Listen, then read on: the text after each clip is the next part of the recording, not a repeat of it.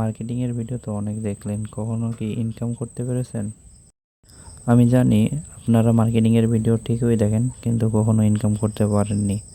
এর কারণ হলো সঠিক গাইডলাইন এবং যথাযথ লাইভ মেন্টরশিপের অভাব।